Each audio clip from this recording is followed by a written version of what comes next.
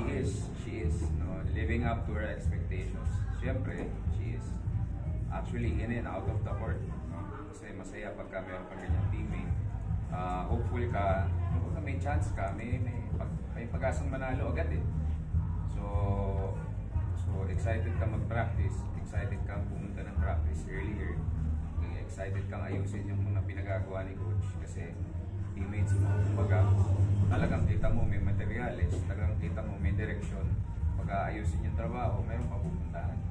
So, ganon with Thea. We're very happy na po namin. Yung pag-angat ng team na yun naman yung isa sa mga goal mo nung pagsama mo dito. How does it feel lang from your perspective seeing or and being a part of yung pag-angat ng Zeus sa akin?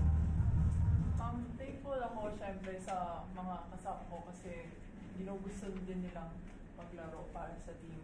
Like, hindi lang naman yun goal ko, it's a team effort talaga. So, happy lang din ako na, yun nga, pati coaches, management, players, gusto talaga nilang ayusin and buuin para mas maging malakas pa kami as a team.